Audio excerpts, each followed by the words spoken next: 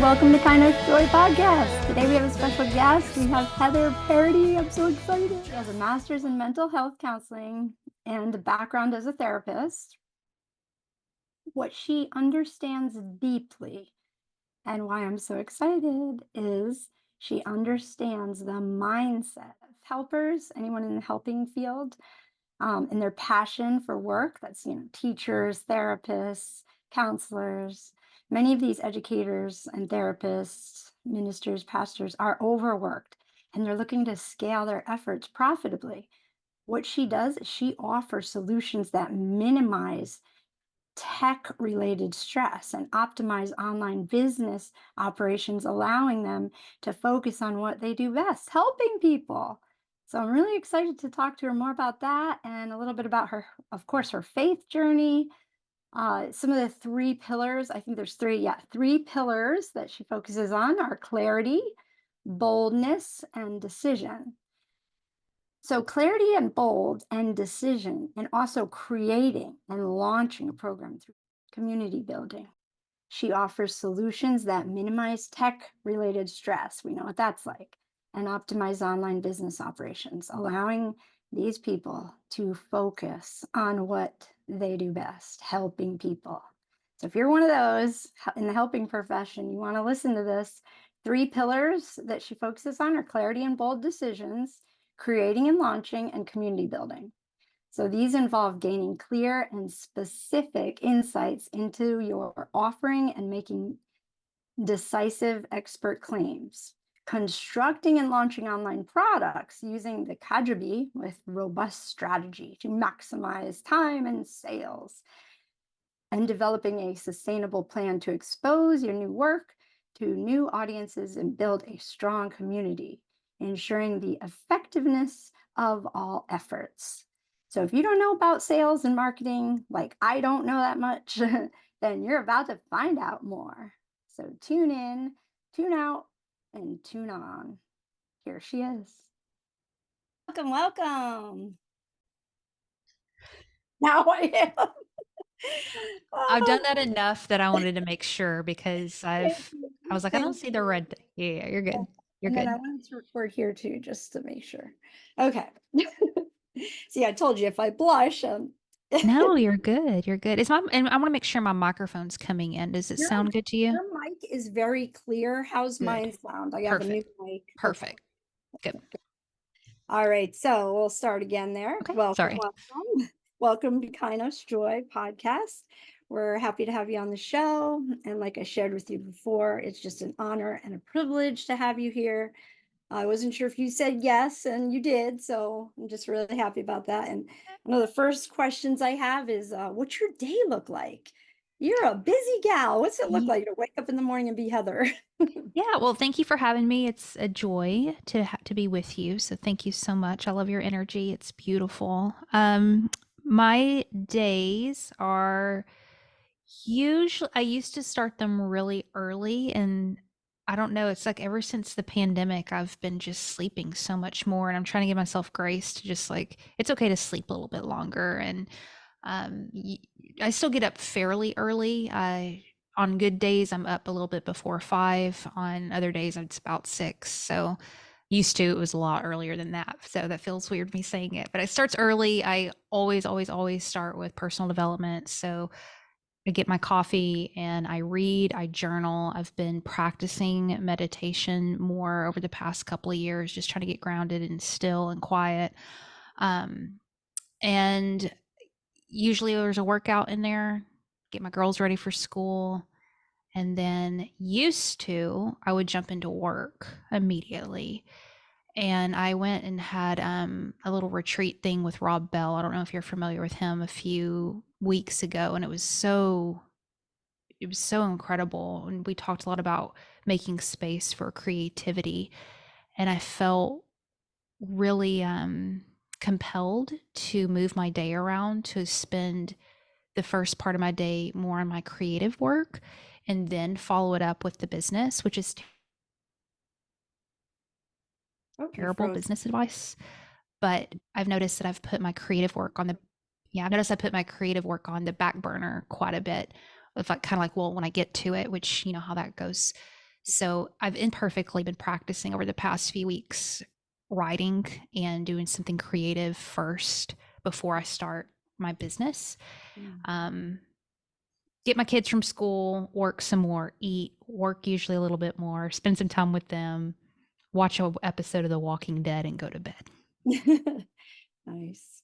I watched that a few times. It's a good one to watch right before you go to bed. I love it. I've watched it like 4 times. Yeah. I got to be on the show a few years ago. I was a zombie in Oh, several episodes. Yeah, you wouldn't recognize me, but I was there. wow. Cool. Even on your off days, you don't look like, No, oh. no, no, no. Before coffee, I definitely look like a zombie. Yeah. So, yeah, so you have meditation in the morning and at night, or just in the morning that you do that? Just in the morning. I've been I trying to would do love that. to do it. I'm sorry. I've been trying to do that a little more. It's So, it's it's challenging. I have more of an anxious personality, which is why I should be doing it. I started therapy recently, which I'm really excited about, and that's one of the things we're working on is for me to stop and get more grounded throughout the day and um, just be a little bit more still because that doesn't come naturally for me. yeah, same here. I talk about it a lot on my channel, but I have ADHD and I Mm, also have some processing. So I don't like to call it a disorder because there's right. benefits to it. But sometimes if I don't hear properly, I might ask you to repeat, and that's okay. Oh, totally okay. Yeah. And then, I'm going to skip to a question. This wasn't the next one in order, but I just want to share that I really love on your untestimonials page Mm, on your website. hmm. Some of the content that you shared was so interesting and really resonated with me. You shared about somebody making a comment on one of your posts or videos where you said etc instead of etc or something like that. It was Something. you mispronounced something. Uh-huh. And boy, I was like, oh, that's me all the time, mispronounce. Yeah. But I love your perspective on it. Just bringing it home. This is something that we do. We criticize ourselves if we are too hard on ourselves because of some external situation. We're not going to follow through on our destiny or what God for me what God wants me to do. I'm just going to Totally. stop dead in my tracks if I'm going to listen to every troll on the internet. Right. But Yeah. talk a little more about that. How do you process this when something comes into your mind? Maybe someone says something. It sounds like you're pretty carefree and doesn't bother you anyway. But for someone just starting out, what should they do if they're getting a lot of negative? Well, I wouldn't say that it doesn't bother me. That's not completely true. I think I've learned what to do with discomfort a little bit more. So I notice things, and sometimes I can feel a ping in my heart or something when somebody says something cruel. I mean, that comment wasn't cruel, but there's been other things. What the muscle that I've been building over the past few years, let me put it that way, is learning how to deal with it and not let it cripple me. So folks, you said the people getting who are kind of new to it, I would encourage you not to think about, oh, I need to not have a heart or emotions anymore. Like, that's a good thing. You want your feelings to get hurt sometimes and to feel things because that's what makes us human. And that's what also makes us empathetic to other people. It's like when we get into, kind of this bro mentality of like, whatever, eat the sheep and all that whatever entrepreneurial masculine spirit is, Mhm. it's good to keep yourself like as a shield, but what also ends up happening is you become hard for other people. So I advocate for a tender heart, which sometimes means it gets hurt, but you can learn how to move through that without it crippling you. And so learning how to separate emotion from action, which is difficult and easier said than done, but hey, that hurts my feelings, but that's not going to dictate the forward motion that I know I'm going to take or should take. So for me, one thing that was really difficult to move past is a lot of conditioning around the term excellence. I grew up in pretty strong church, religion, whatever, and they would always teach, have a spirit of excellence, a spirit of excellence. Everything you do needs to be excellent for the Lord, for the Lord. And it's like if you accidentally did something wrong, you hurt the Lord. I don't think God cares. I know God doesn't care, right? Um, And I'm not saying that you should approach something half-heartedly. We need to try, but when we put the state of perfection and excellence, it's an impossible standard, and it honestly robs us of connection. Because if you, I would dare to say, you can correct me if I'm wrong, probably wouldn't like my content as much or what I do if it was so polished all the time. If you never saw anything that was a little bit wonky in it, right? But hopefully through mispronouncing words and not being afraid to hit publish anyway and whatever, it's not that I don't care about my work, it's that I care about my listeners and the people who are following me, to say, you know what, I don't want to paint myself in a picture that's impossible, because that would be a disservice to you. I could go on, but that's my spiel on that. And you even mentioned about a niche, right? Or is it niche or niche? That's another question. Yeah. Yeah, I mispronounce so many words. Like, who cares? You know what I mean? Like, the thing is, too, it's for me, sometimes I hesitate before I hit publish on something or send an email. And I think, should I be a little bit more professional in this? Should I? And the thing is like, I want to attract people who aren't attached to that type of thing. And there's nothing wrong with being really polished and professional and presenting yourself in some way. That is some people's vibe. It's not my vibe.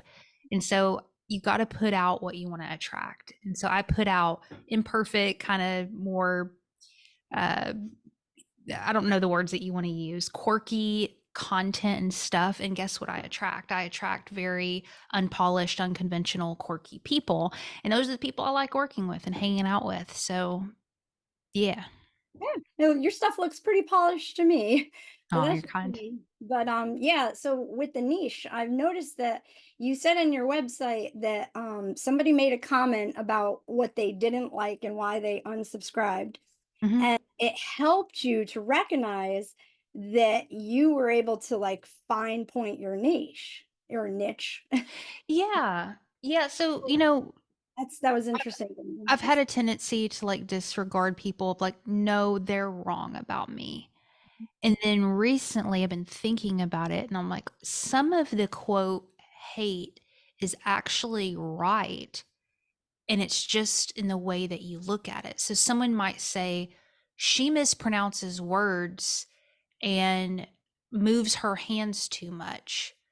And I'm like, that's mean. You're hating on me.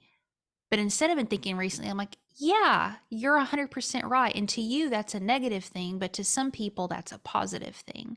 So it's interesting to think about just perspective. So if, here's this book, Stephen King on writing. If you're looking at it, you see the cover of this dude at this desk and his feet's up. And I'm like, no, I don't see that at all. I see a whole bunch of words in a headshot. Both of us are completely right. We're just looking at it from a different perspective. Right. And so hate sometimes is just a perspective of someone. It doesn't make it right or wrong, but it is a learning opportunity. So what you may hate about me, other people may love. Hmm, that's interesting. No, I like that. Hmm. And you talk a little bit more about your experience growing up. You said that you grew up in the church system and religion. What was that like? And why did you move away from that? Yeah. So I kind of, we grew up in church. My parents took us there, and then they um, both separated from each other and from the church, and I wasn't involved in it. And then I decided to return when I was a teenager, got really involved in youth groups, and I'm really grateful for those experiences because I can say it led me down a good path, um, compared to what it could have been. So it kept me uh, out of trouble. Um, Then when I got into adulthood, I joined a ministry program and traveled for a couple of years doing that. And my intention was to go into full-time ministry. I loved it and I felt called to do that. So long term, it wasn't a solution for me. It was just not what I felt called to do anymore. There was so much corruption and pain, and I found another path for me, which I thought was, quote, leaving ministry, leaving conventional church. But now I've just, the way that I view it, and some people disagree for sure, but I have like relearned what that means. And so I don't go to church anymore. I don't consider myself in ministry, but now I know I live a life of calling and purpose and am aligned with what God has called me to do. I still talk to God, believe in God. It's just a way different language and perspective than what I grew up. It's way broader, it's way more inclusive, it's more freeing, it's more of a yes and it's not that it's a anything goes situation, but it's an understanding of life, I guess, if that makes sense, versus death. And I felt like in religion, there was so much of the message of death and restraint and system versus freedom and expansion and possibility. And that's way more what I'm interested in right now. I just kind of see God in all things as opposed to in a structured building. Yeah. He's not in a box, even if we try to put him there, right? Yeah. So, Yeah. so share with us like a pivotal moment where that shift took place and what did it look like? And it sounds like you're in a place where you're in an intimate relationship with God. You just might not be doing the rituals that some people do, by going to church and having a quote unquote ministry, and that's okay. And so tell us a little bit about how your relationship with God changed for the better, for the worse. I'm assuming for the better. Seems like. But Man, that's a hard question. I don't think it was one particular event. I think it was just an accumulation of different things. I started a ministry when I was in my mid to late 20s for women who were in the sex industry and went out in the streets and care packages and all those, I'm sure you've heard of ministries like that.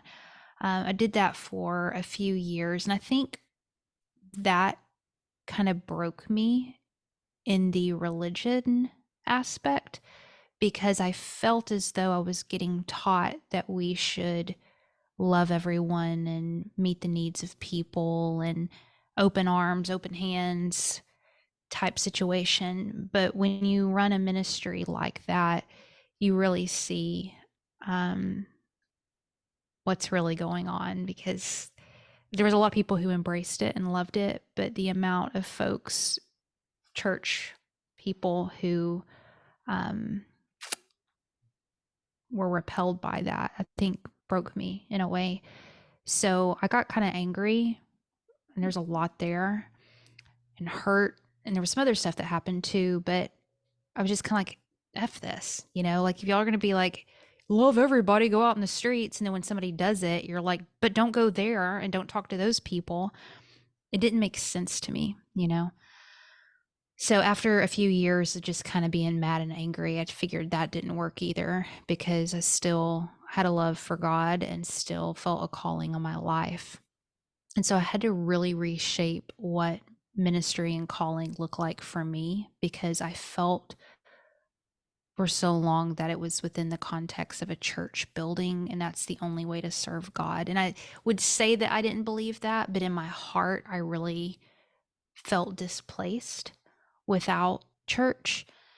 So, how I'm 37 now, I would say the past 3 or so years, I've really settled into my being, feeling like I'm still am fulfilling my calling, if anything else at a greater level.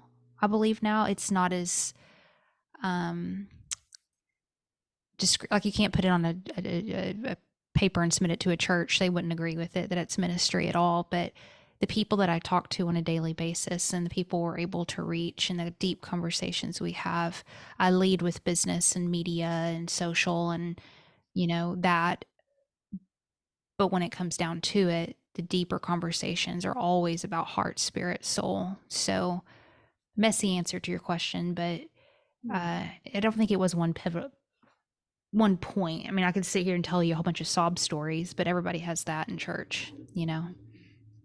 oh, that helps. And just to understand, even I think you talk about it a lot on your shows, it just your purpose, identifying Hmm. who you are, and destiny is so important. But why do we need to know essentially who we are? Why do we need to dig deep? Why do we need to go to therapy? What would your answer be as a mental health professional? What would you say to that? I know some people are like, no, I never have to go, especially in the charismatics. Oh, Jesus is my therapist.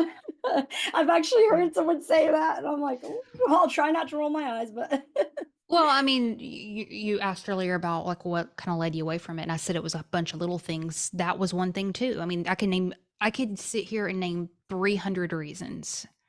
I really could of why church did not work for me. And one of them, I was in school to be a therapist, and I'm sitting here. We're sitting with broken people, and therapists are some of the best people in the world, man. And they have a gift. They have a gift to listen. They have an empathetic heart. They are there are so many people who will never step foot in a church, but if they have a therapist, somebody they can confide in, it could literally change their life. So I I'm so against that message of like you don't need a therapist, you need Jesus. I'm like, Jesus made humans and gave them gifts. Let them operate in that. But when I was in school, I remember at the pulpit, they said that exact same thing. And here I am, a student learning this stuff. And I'm like, it felt so invalidating. So it's like, oh, what I'm doing doesn't matter.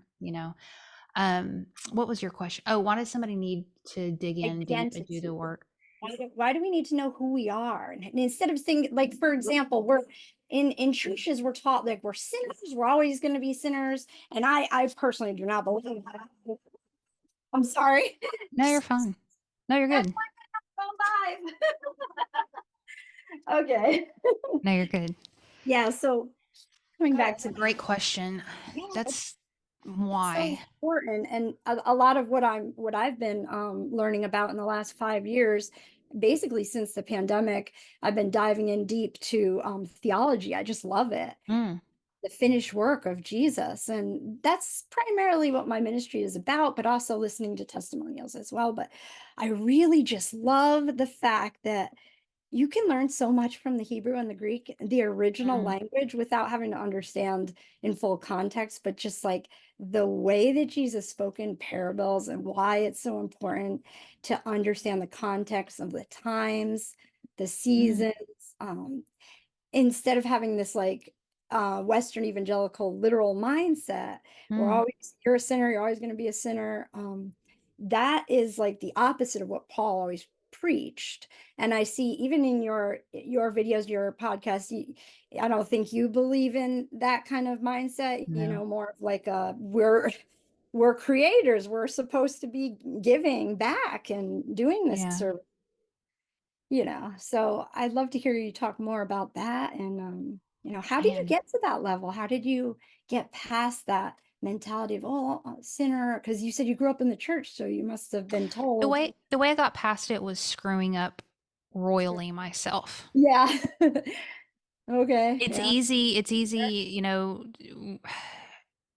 to say XYZ until you've dealt with it. And when we all have done things we're ashamed of and been in dark places, but I think really coming to terms with that is a beautiful thing. And it's not a condemning, shaming thing. It's an opportunity to, again, be empathetic and understand. Like, I remember I had such a stick up my butt. I was the most legalistic.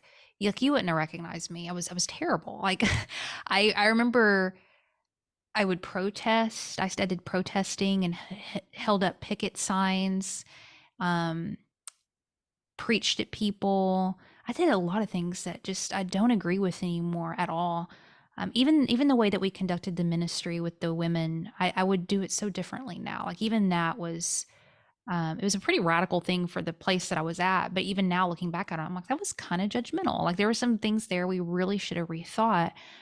But when I came face to face with my own humanity and my own faults through a series of events, I think it just opened my heart to the reality of how imperfect we all are and that it isn't as black and white and it's impossible to be as black and white. And that's what's supposed to make the message of the gospel so beautiful.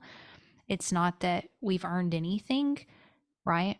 But also, too, it's been interesting to try to unravel this um, narrative that we're all terrible, and we, you know, or I don't know how you grew up, but some of the language in my church was like, we are nothing but a piece of dirt on the ground and are nothing. And, just, and I get what they were trying to say, but also too, it's almost an excuse to not wake up and be alive and be a creator and live fully. And it's not about like, quote, our own glory. There's a church term or ego.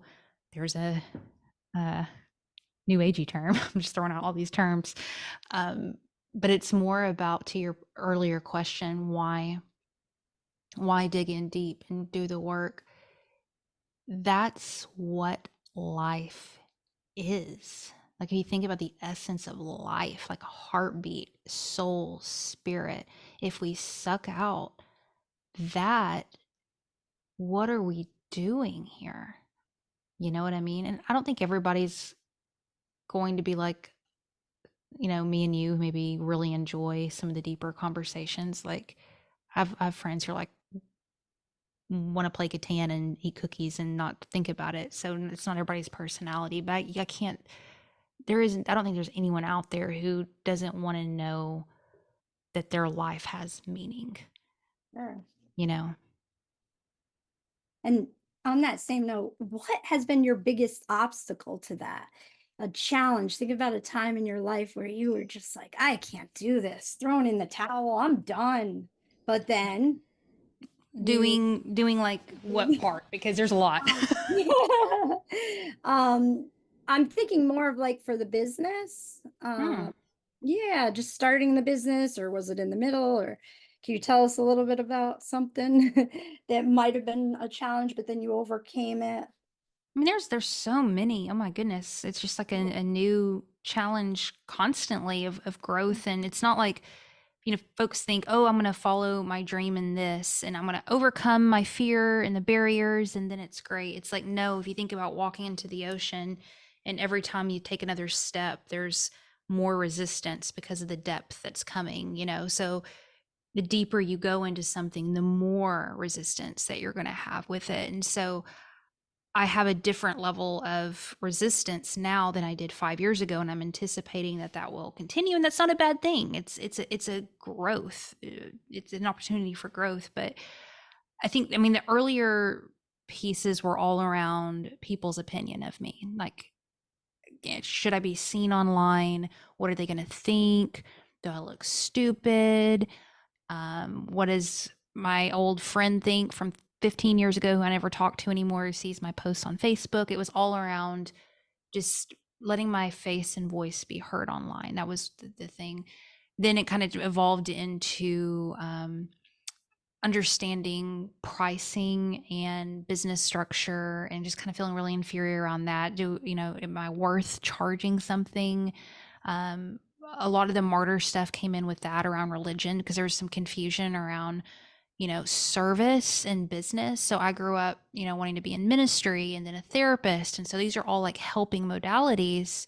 And so how do you put a price tag on something when you genuinely want to help people? And I mean, that's still hard sometimes because people will just be like, hey, Heather, this. And, learning those boundaries of figuring out, hey, when you have a skill set, there is a business there and you're not being selfish or, not a giver or whatever.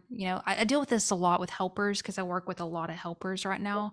And they always say, like, somebody told me the other day, they said, how do you charge for healing? And I was like, That's that a is good question. such a good question, right? And so now, I've gotten a lot better on that. I've figured out a structure that works for me for now. And then now I think some of the things that I'm facing is really about what I want my life to look like as far as the day to day. You asked earlier, what is my day structured like? And when I went to Rob Bell's thing, that was something I was really questioning of thinking, why do I feel like I need to grow? Why does my business have to grow? Why do I need to be doing more? Is it because that's what I'm called to do, that I'm called to scale a business to a certain point? Or is that just the cultural narrative that if you're serious, you're going to have a business that does this or have this many followers? am I drawn to grow because I'm called to grow, or am I drawn to grow because of cultural conditioning and ego? So that's what I'm wrestling with now, because I have a lot of creative work that I really want to get out, but I don't have the space to do it. I don't have the time to do it. So I'm thinking, okay, am I going to make less money, which is hard when you've worked so hard to get to a point, to make space for something else? What does that look like? So there's a million challenges there and just everything I just shared. But Wow. I say all that to say it's challenges. I'm trying to not look at them as any indication of who I am as a human and my capabilities, more as a sign of growth. That's the next growing pain in the process. Mm. And when was that retreat with Rob Bell? I saw a little. Um, what is this? Is May? I want to say I went in April. Oh, so I don't know. pretty recent. Yeah, it was recent. It was recent. Do you know him? I don't know him personally, but I've followed him and I read his book, Yeah. Lovewins. A lot of people get mad at him, but I think he's awesome. Oh, I love him. Yeah. Yeah. Yeah, great. That being said, do you have any book projects in the works? I tried doing a little digging and I didn't see anything, but I'd love to hear about that process for you. Any Like me ideas? writing a book? Yeah, you writing a book. No, I'm not really interested in that right now. No. I'm more interested in writing a short film. So I'm working on a script right now. Um, I might do a book one day, but right now I'm really interested in media and video and storytelling in that piece. Have you seen Eternal Theater yet? Mm-mm. Because okay, Rob Bell's not in it, but a lot of Christian Universalists, and I know that name sometimes triggers people, but I don't know what else to call it. People that are, on the fringes of Christianity, see Jesus' work as complete and finished, produced this amazing film. It's like a documentary of like the early church What's it father. called? It's called Eternal Theater. And let's see, I'm not sure it's on Tubi, but it does have a review on Yeah, I I see it. yeah. Check it out. I think you'd like it. It is a couple hours long, but I loved it. I thought it was really well crafted. Awesome. And yeah, I've been Thank you. recommending people watch it. And Thank yeah, also I just saved it. I'll watch that this weekend. yeah, it's a good way. What kind of film are you interested? Like what's the content? Think or you're not I sure? want to do something around ageism and women. So Okay. I'm going to be turning 40 soon, and I've had a lot of weird feelings coming up around Been there. that. Yeah. 43. And I'm sorry. 43, so Awesome. Yeah. And so, and cool. I mean, that's awesome. And for some reason, I've been really questioning myself. I'm like, where are these feelings coming from? Because logically, I know in my brain that I don't believe that 40 is old or I don't have enough time left. And I mean, logically, I know all these different things, but emotionally, I still feel really triggered. And so I started questioning that and thinking about, you know, this is common knowledge, but I don't think I really considered it until I started experiencing it, which was how much of a weird cultural narrative we have around women and aging and our worth and um, the way that we look and all that stuff. And I know it's a big topic, but I have this idea to create a narrative, a story around a aged, mature woman and a younger woman and have a dialogue between the two of them. And it's going to be a little bit more comedic. I want it to be mhm. really funny and, kind of lighthearted with a big bang message in it. So it'll be short. It'll probably be 20 minutes or less. And then we're thinking about doing a short little docu after, maybe another 15, 20 minutes worth, just asking questions around it, but just kind of raise, the question for other women who are going through what I'm going through, or younger women than that it shouldn't be something that you dread. It's actually something to look forward to. and I'll stop here, but that's one thing that's been really interesting to me is when I've been asking questions to women who are older than me, a lot of them are living their best life. Like they're really happy. They're like, I don't care what people think about me and I like myself. That's good. But that's not the narrative that we're told. We're told the opposite. And so Mm, I'm curious, I'm like, what if we started celebrating the confidence and the more comfortable in your skin and the more knowledge and all of those things younger as opposed to later? I'll stop there, but that's the direction I'm going. interesting. Now, is the Mhm. conversation with like your future self or just two separate people? Two separate people. I'm really interested in like kind of younger girls, like in their 20s, and then the older women. I'm looking at women who are 60 plus. Okay. So I'm kind of in the middle of that, you know. Mm.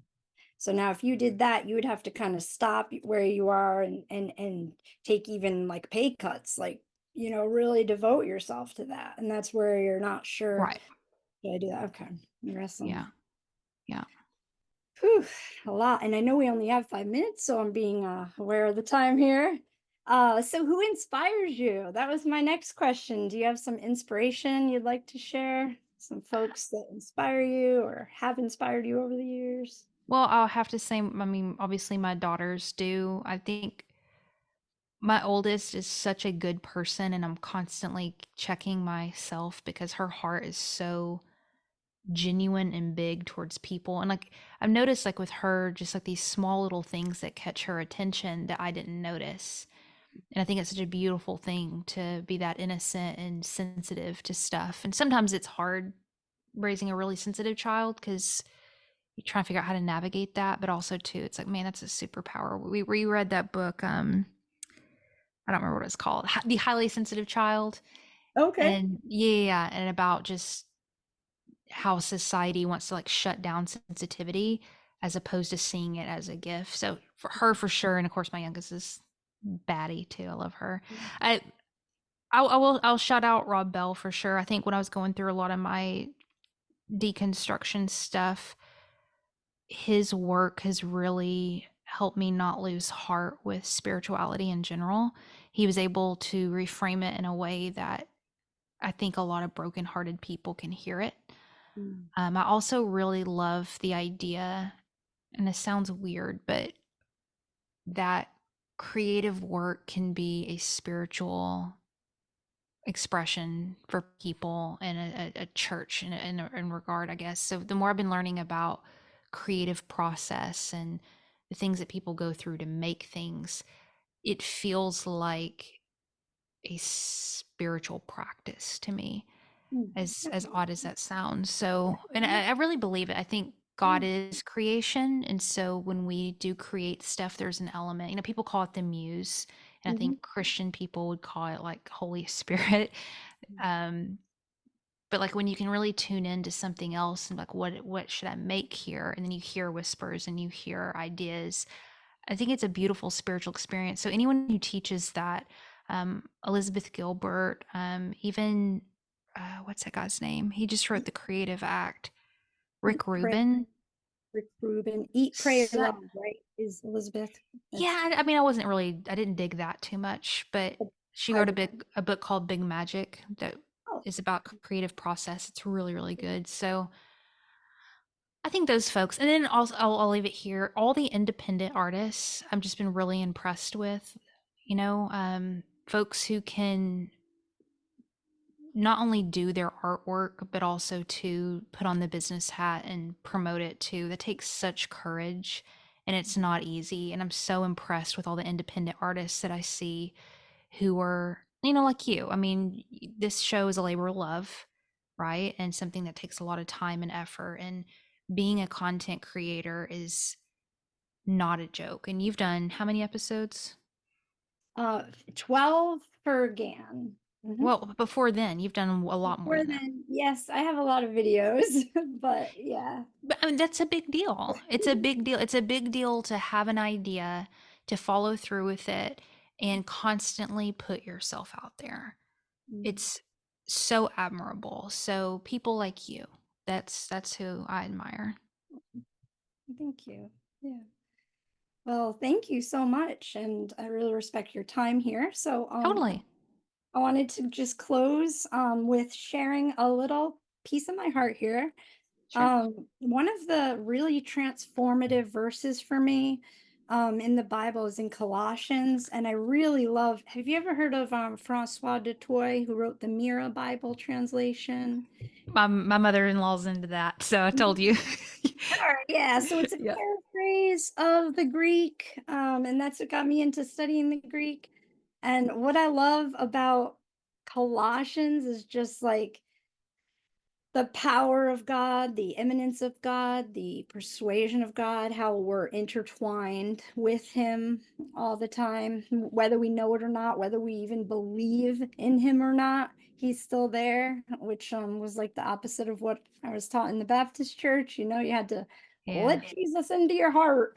Right, right. He's already there, whether you like it or not, was kind of like the nuanced phrase I kept hearing. And Yeah. reiterating this with Colossians 2:9. I'm just going to read it here in the Mirror translation. It says, "In him all the fullness of deity resides in human body. He proves that human life is tailor-made for God. He is the incarnate word. In him, the fullness of the Godhead has taken up permanent residence in a human body. And your completeness as a person is only realized in him. Christ reveals that there is no place in the universe where God would rather be. All that the Father, the Son, and the Spirit is resides in him. Jesus proves that human life is tailor made for God. Jesus Christ mirrors our completeness. He is, I am in us.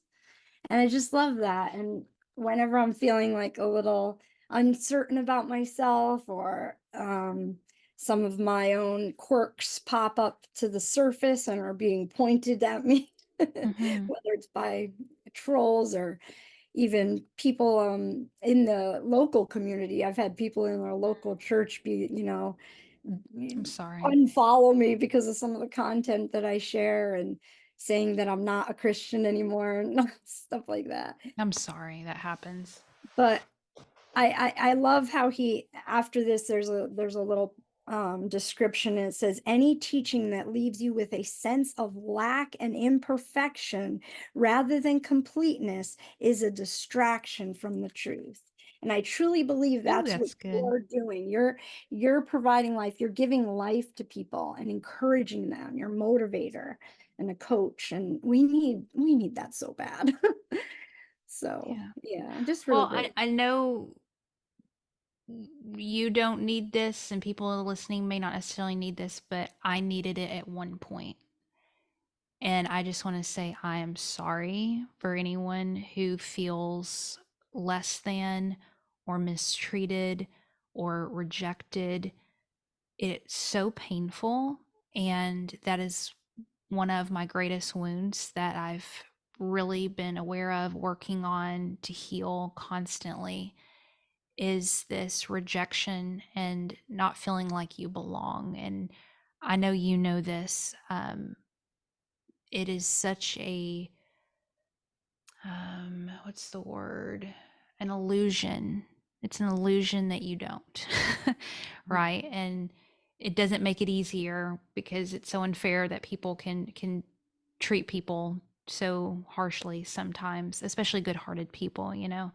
But I just wanted to say to anyone who's listening who may feel that way, that like you're not alone in that. That some people you really admire, we've all been through that. Paul Young, he's been through that. My God. Rob Bell, he's been through that. Everybody's been through that, right? But like I said earlier, it's like learning how do you keep an open heart where you still feel, but also don't allow that to dictate what you know you're called to do and you're put on this earth to do. So I'll leave Yeah. it at that, but it's just been a joy. Thank you for allowing me to be on your show. Thank you. Thank you for that. God bless and have a good day. Take care of the kiddos. Yeah, All right, I will let you go. I'm going to stop the recording here. sure. was nice meeting you. This I know.